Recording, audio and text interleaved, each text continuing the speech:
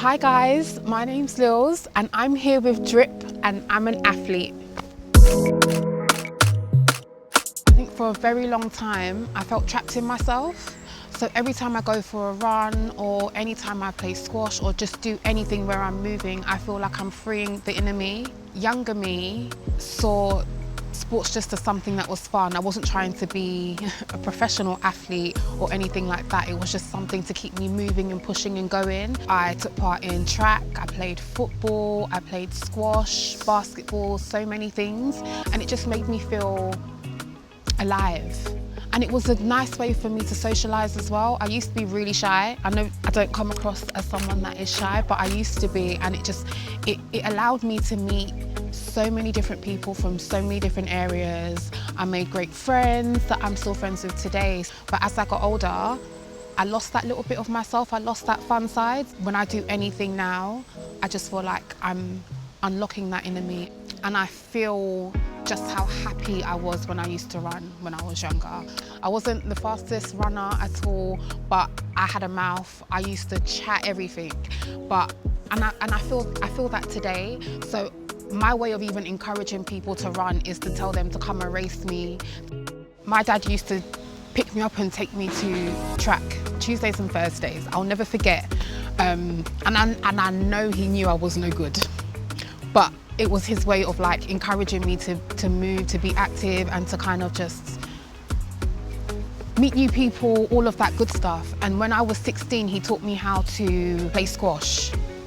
The reason why he took me to track and made me want to, play squash is because I've always been like a chubby girl. I've always been a little bit weighty, but he always encouraged me in like a nice way, like he'll do it with me. So he taught me how to play squash and we got to spend quality time in that sense. So every time I move, I'm just like, rah, like, I wish my dad could see that I've gotten back to how he knew me, if that makes sense, because I lost myself a little bit. So, I don't know, I feel like every time I move, I feel like he's there with me.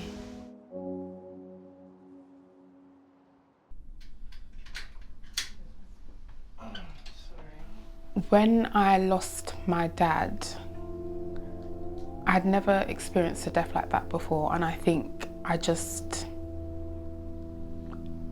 think I'd call it blacked out. Because I didn't get it. It was such a sudden passing, and I didn't know how to process it. So I think from 2012,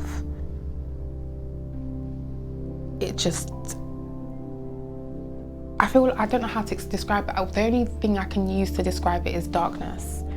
And I shut down. I shut down and I feel like every day just became, it just became monotonous. There was no like joy or like happiness or anything like that, because I didn't know how to deal with death and nobody showed me how to. I don't think anybody can, but I just didn't know. Grief doesn't stop, and I had to allow myself to understand that this is a lifelong thing. That gap, it consumed me, and I don't want to speak about the impact that his death had on me in a negative way, because he was such a positive person, a loving person, caring, forgiving, you felt my dad's presence and love. So for his passing, I just never want to associate negative words with him, but I took it hard, but I feel like I took it hard because I had to be strong for everybody else.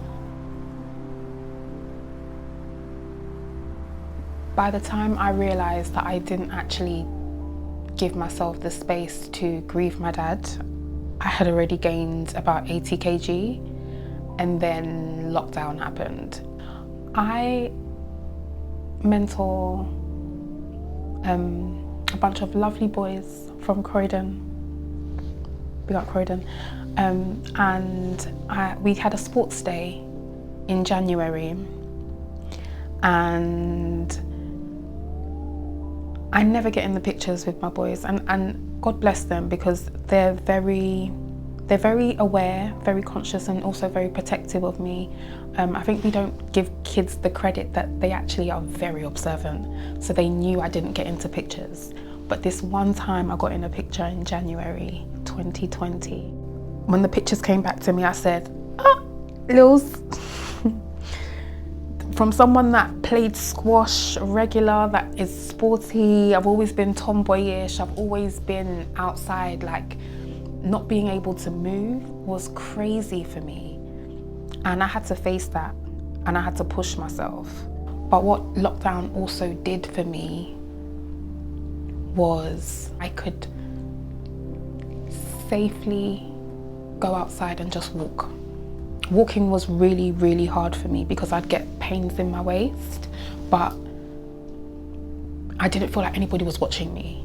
Yeah, just that quiet and peaceness just allowed me to talk to myself and push myself and encourage me and speak life into myself, because I did not do that for years and years and years. And bit by bit, I saw that I could do a little light jog. I can only imagine how slow that looked in real time back then, because I'm defo slow today still. I was shocked at just how much more I could do. Like the waist pains stopped a little bit. The weight was going down. I was taking care of myself outside of just walking and running. And then I started doing 5Ks.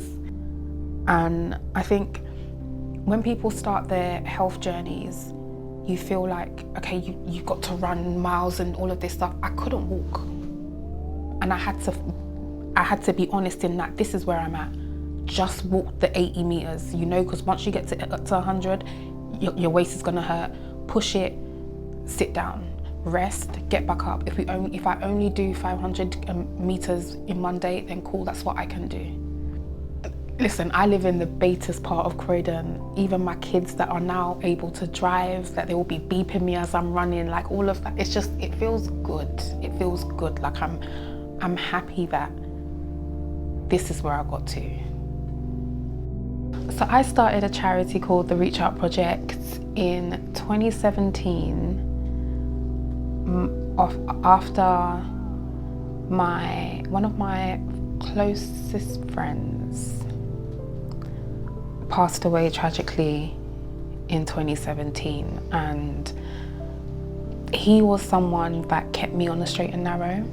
We're the same age, but I always used to say he was my older, but he always protected me, always had me. Even he saw that I didn't need to be bad. I wanted to be bad. So he always G-checked me and said, "Lillz, you're mad smart. You don't need to do this. You can," like we're the same age, and this boy had me in the library revising. Like he oh gosh. But when he passed away, I didn't know how to take that. And I think it made me sit down, and it made me realize that as much as he was protecting me and making sure that I was doing the right thing, there wasn't anybody doing that for him. And that bothered me, because I feel like so many of the decisions that young black boys make with zero guidance, zero love, zero care, nobody truly like seeing them for them, it can have people on the maddest path. And I just wanted to give young black boys in Croydon what I wish my friends had. And what that looks like is mentoring, career workshops, surrounding them with positive black men that have gone through so many things in life but are living life positive today. We just want to help them see life outside of Croydon, because when you're so young, you're trapped in that bubble and you can't see beyond it. So that's just my way of just, I guess, saying thank you to my friend Michael for what he did for me. I didn't realise how much of that was also rooted in my dad as well, because he did so much for so many people. He opened our door to anybody that needed it. And I didn't realise it because I was so young. But when you get older, you realise, right, okay, I get this trait or this desire to want to help others. because of what my dad did. And he let me see that, so forever grateful.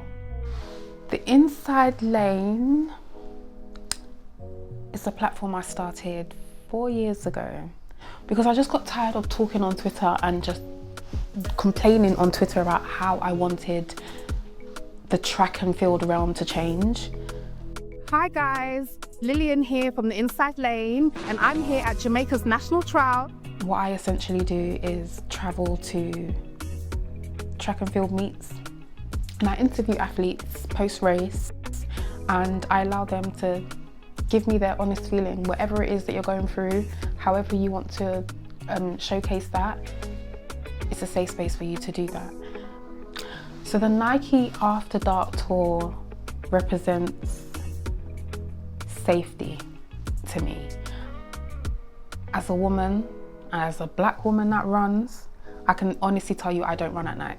It's not safe. It's not safe for women to run at night. You don't know what's out there. And I wanted to do a 10K, but what drew me in is that it's as if we're taking back what's been taken from us, because why should I not be able to run at night? So I love that Nike have created a space where they're bringing so many women, different races, different sizes, encouraging them and allowing them to safely run at night as we should be able to do. I am proud of allowing Lillian to live again. For the last couple of years where I've taken back control of my life and what it is that I do, I've allowed myself to just experience life the way that I feel like I should have been doing it. I'm sort of playing catch up, but I'm enjoying every moment of it. So I'm just proud of myself for just being kinder to me and allowing me to experience things that I've always wanted to, and just to be happy in those moments and sharing that with my friends, because yeah, I didn't. So. And that's a wrap, guys. Lillz signing out with Drip. But catch us at the Nike After Dark Tour, November 23rd. You don't know.